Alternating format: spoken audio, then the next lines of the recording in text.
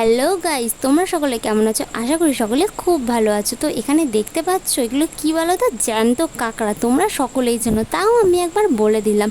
তোমাদের দাদাভাই গেছিলো ডিউটিতে, সেখানে গিয়ে দেখে জ্যান্ত কাঁকড়া বিক্রি হচ্ছে। দেখেই তো ফোন, বউ জ্যান্ত কাঁকড়া বিক্রি হচ্ছে, আনবো নাকি? আর কাঁকড়ার নাম শুনেই তো আমার জিভে জল, কিন্তু আমি তো রাঁধতেও পারি না, আবার কাটতেও পারি না। তোমাদের দাদাভাই বললো চিন্তা কি, আমি তো আছি। তো ও দেখছো ডিউটি থেকে এসে কাঁকড়াগুলোকে কেটে ধুয়ে পরিষ্কার করে একদম গরম তেলে ছেড়ে দিল। তো এখানে যেহেতু কাঁকড়াগুলোকে চিটি কাঁকড়া, সেই জন্য দাঁড়াগুলোকে ফেলেনি। তো এখানে গরম তেলের মধ্যে কাঁকড়াগুলোকে দিয়ে ওর মধ্যে লবণ আর পরিমাণ মতো হলুদ দিয়ে দিয়েছে। তো দেখতেই পাচ্ছ এখানে ভালো করে কাঁকড়াগুলোকে লবণ হলুদের সাথে মিশিয়ে লাল লাল করে ভেজে নিতে হবে। আর হ্যাঁ গাইস, সম্পূর্ণ রান্নাটা কিন্তু তোমাদের দাদাভাই করেছে, আমি শুধু পাশ থেকে ভিডিও করছি। দেখতে পাচ্ছ ডিউটি থেকে এসে বেচারার মুখ চোখটা একদম শুকিয়ে গেছে। আমি একটু রাগাচ্ছিলাম, রান্না করো করো, বইয়ের জন্য একটু রান্না করো। তো এখানে ভালো করে কাঁকড়াগুলোকেও লাল লাল করে ভেজে নিচ্ছে। কাঁকড়াগুলোকে ভাজা একটু ভালো করে ভাজতে হবে, না হলে একটা আষ্টে গন্ধ বেরোয়। তো দেখতেই পাচ্ছ খুব সুন্দর করে তোমাদের দাদাভাই এখানে কাঁকড়াগুলোকে লাল লাল করে ভেজে নিয়েছে, ওলট পালট করে ভাজা হয়ে গেছে এবং কাঁকড়াগুলোকে সমস্ত একটা থালায় তুলেও নিয়েছে। কাঁকড়াগুলো দেখেছো কি সুন্দর করে ভেজেছে। কাঁকড়াগুলোকে তুলে নেওয়ার পর সেই তেলেই দিয়ে দিল গোটা জিরে। জিরেটাকে কিন্তু একটু ভালো করে ভেজে নিতে হবে, কারণ একটা জিরে নালে স্মেল বেরোয়। তো জিরেটা দেওয়ার পর, জিরেটা একটু সামান্য ভাজার পর ওর মধ্যে দিয়ে দিল তেজপাতা আর শুকনো লঙ্কা। তবে হ্যাঁ গাইজ, আমি কিন্তু তোমাদের দাদাভাইকে বলেছি তুমি এবার রান্না করে খাওয়ালে, নেক্সট বার যখন কাঁকড়া আনবে তখন আমি রান্না করে খাওয়াবো, কারণ আমি পাশে দাঁড়িয়ে সম্পূর্ণ রান্নাটাই শিখে নিচ্ছি। আমি হয়তো কাটতে পারবো না, তবে রান্না করে খাওয়াতে পারবো। তো দেখতেই পাচ্ছ ফোড়নটাকে ভালো করে ভেজে নিয়ে ওর মধ্যে দিয়ে দিল পেঁয়াজ কুচি।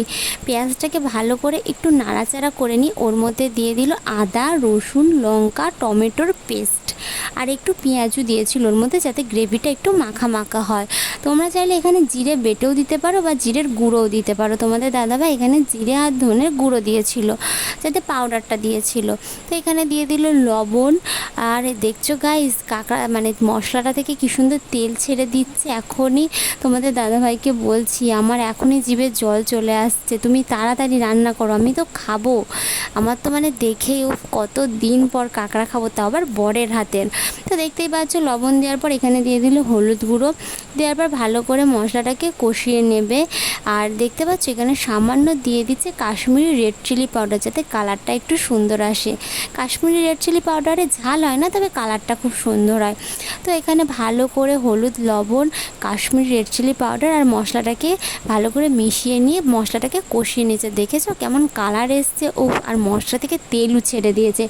এর মধ্যে এবার দিয়ে দেবে ভেজে রাখা কাঁকড়াগুলো। ভেজে রাখা কাঁকড়াগুলো দিয়ে ভালো করে নাড়াচাড়া করে নিচ্ছে তোমাদের দাদাভাই। আর তোমরা আমার ভিডিওটা দেখতে দেখতে ঝটাপট আমার চ্যানেলটিকে ফলো করে আমার পাশে থাকো আর কমেন্ট করো তোমরা কে কে ভালোবাসো কাঁকড়া খেতে। তো এখানে ভালো করে কাঁকড়াটাকে মিশিয়ে নিয়ে ওর মধ্যে দিয়ে দেবে সামান্য পরিমাণে জল, কারণ কাঁকড়া বেশি ঝোল ভালো লাগে না, একটু গ্রেভি গ্রেভিই ভালো লাগে। তো এখানে পরিমাণ মতো হালকা জল দিয়ে কাঁকড়াগুলোকে ভালো করে নাড়াচাড়া করে নিয়ে মশলাগুলোকে ভালো করে মিশিয়ে নিয়ে আরেকটু পরিমাণে জল দিয়ে ভালো করে ফুটিয়ে একটু গরম মশলা আর একটু সামান্য চিনি দিয়ে ব্যাস হয়ে গেছে আমাদের কাঁকড়া রেডি। উফ কি টেস্ট!